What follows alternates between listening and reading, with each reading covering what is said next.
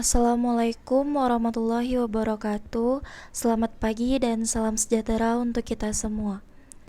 Sebelumnya perkenalkan, nama saya Diana Tricani Nala dari kelompok 1 sebagai moderator.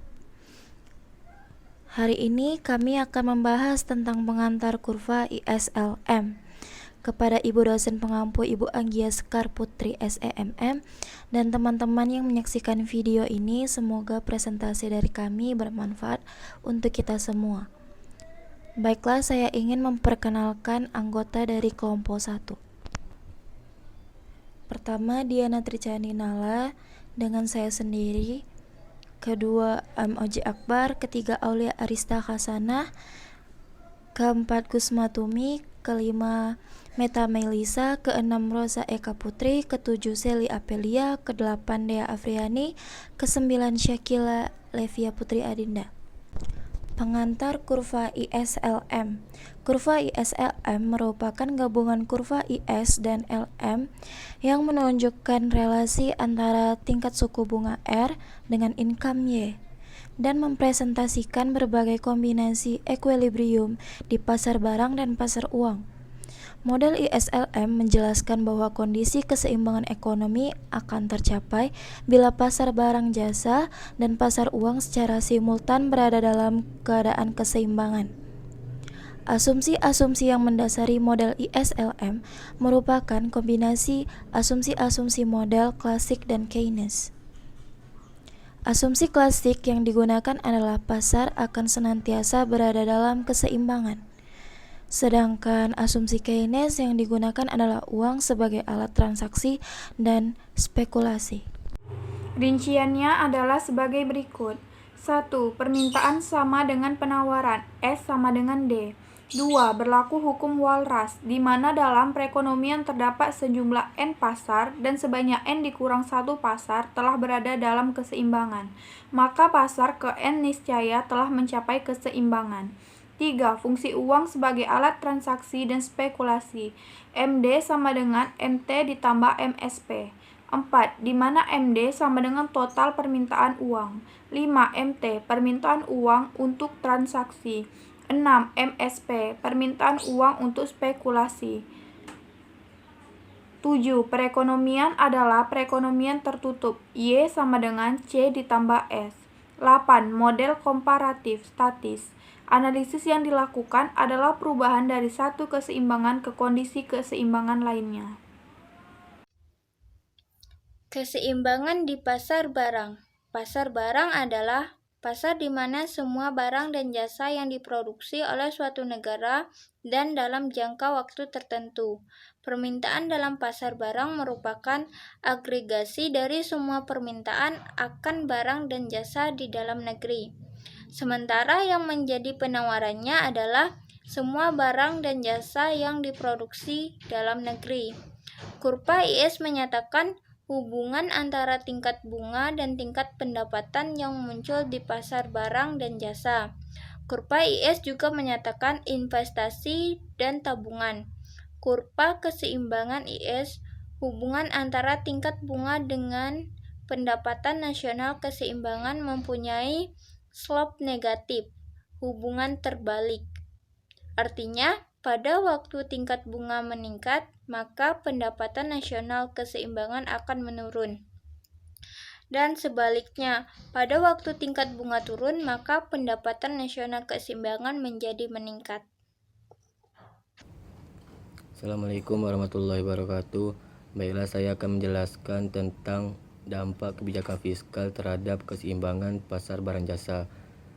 Kebijakan fiskal merujuk pada kebijakan yang dibuat pemerintah untuk mengarahkan ekonomi suatu negara melalui pengeluaran dan pendapatan atau berupa pajak. Pemerintah, instrumen utama kebijakan fiskal adalah pengeluaran dan pajak. Perubahan tingkat dan komposisi pajak dan pengeluaran pemerintah dapat memengaruhi variabel sebagai berikut. Yang pertama, permintaan agregat tingkat aktivitas ekonomi. Yang kedua, pola persebaran sumber daya. Yang ketiga, distribusi pendapatan. Dampak pengeluaran pemerintah yang ekspensif atau fiskal ekspansi menyebabkan kurva IS bergeser ke kanan pada tingkat bunga yang sama, atau R1 pergeseran kurva tersebut menyebabkan output keseimbangan bergeser dari YO ke Y1. Sebaliknya, dampak agregat defisit atau fiskal kontraktif menyebabkan kurva bergeser ke kiri. Ada juga yang dinamakan dampak kebijakan fiskal. Yang pertama, kebijakan menaikkan pajak, menurunkan pajak, peningkatan pengeluaran pemerintah, dan penurunnya pengeluaran pemerintah. Yang kedua, pergeseran kurva IS, ada yang ke kiri, ke kanan, dan ke kiri. Yang ketiga, perubahan output, ada bergeser ke bawah, ke kanan, dan ke bawah. Perubahan tingkat suku bunga, ada yang ke bawah, ke kanan, ke bawah. Analisis keseimbangan LM atau pasar uang. Permintaan uang untuk spekulasi atau L2 dipengaruhi oleh R atau tingkat bunga, mempunyai slope negatif.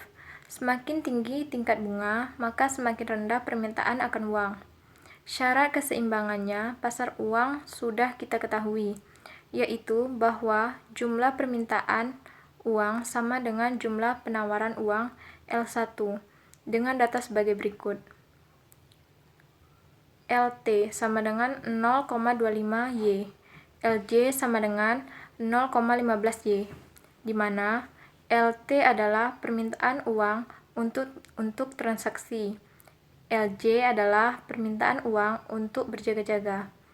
Maka dapat kita tulis L1 sama dengan LT ditambah LJ sama dengan 0,25 Y ditambah 0,15 Y sama dengan 0,4 Y.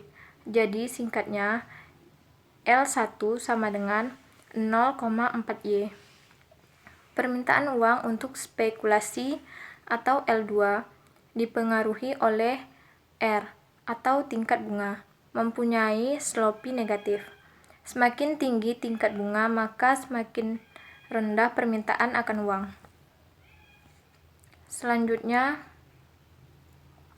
syarat keseimbangannya pasar uang sudah kita ketahui, yaitu bahwa jumlah permintaan uang sama dengan jumlah penawaran uang. Secara matematik dapat dituliskan L sama dengan M, atau L1 dalam kurung Y ditambah L2 dalam kurung R sama dengan M, atau L dalam kurung YR sama dengan M. Contoh gambar 11.5. Hubungan permintaan akan uang untuk transaksi dan untuk berjaga-jaga dengan permintaan uang L1. Strategi dan kebijakan untuk menggeser LM. Pengertian kebijakan moneter. Kebijakan moneter atau politik moneter adalah kebijakan yang meliputi langkah-langkah pemerintah yang dilaksanakan oleh Bank Sentral atau Bank Indonesia untuk mempengaruhi atau mengubah tingkat bunga dengan maksud untuk mempengaruhi pengeluaran agregat. Salah satu pengeluaran agregat adalah penanaman modal atau investasi oleh perusahaan. Tingkat bunga yang tinggi akan mengurangi penanaman modal, dan jika tingkat bunga rendah akan menambah penanaman modal. Jadi, tujuan dari kebijakan moneter adalah untuk mempengaruhi jumlah uang yang beredar sehingga dapat menekan laju inflasi atau laju kenaikan harga. Kebijakan moneter merupakan alat untuk meredam inflasi atau kenaikan harga, tetapi tidak dapat Tujuan kebijakan moneter. Tujuan pemerintah melakukan kebijakan moneter antara lain sebagai berikut. A. Menyelenggarakan dan mengatur peredaran uang. B. Menjaga dan memelihara kestabilan nilai uang rupiah, baik untuk dalam negeri maupun untuk lalu lintas pembayaran luar negeri. C. Memperluas, memperlancar, dan mengatur lalu lintas pembayaran uang giral. D. Mencegah terjadinya inflasi atau kenaikan harga barang secara umum. Kebijakan moneter dapat digolongkan menjadi dua, yaitu kebijakan moneter ekspansif atau monetary expansive policy. Kebijakan dalam rangka menambah jumlah uang yang beredar. Kebijakan ini disebut juga kebijakan moneter longgar atau easy money policy. 2. Kebijakan moneter kontraktif atau monetary contractive policy. Kebijakan dalam rangka mengurangi jumlah uang yang beredar. Disebut juga dengan kebijakan uang ketat atau tight money policy. Kebijakan moneter dapat dilakukan dengan menjalankan instrumen kebijakan moneter, yaitu yang pertama, operasi pasar terbuka, yaitu cara mengendalikan uang yang beredar dengan menjual atau membeli surat berharga pemerintah. Yang kedua, fasilitas diskonto adalah pengaturan jumlah uang yang beredar dengan memainkan tingkat bunga bank sentral pada bank umum. Yang ketiga, rasio cadangan wajib adalah mengatur jumlah uang yang beredar dengan memainkan jumlah dana cadangan perbankan yang harus disimpan pada pemerintah. Yang keempat, imbauan moral adalah kebijakan moneter untuk mengatur jumlah uang beredar dengan jalan memberi imbauan kepada pelaku ekonomi. Dampak kebijakan fiskal. Kebijakan yang pertama, menaikkan jumlah uang beredar. Maka pergeseran kurva LM ke bawah, perubahan output ke atas, dan perubahan tingkat suku bunga ke bawah. Kebijakan yang kedua, menurunkan jumlah uang beredar. Maka pergeseran kurva LM ke atas, perubahan output ke bawah, dan perubahan tingkat suku bunga ke atas. Keseimbangan IS-LM.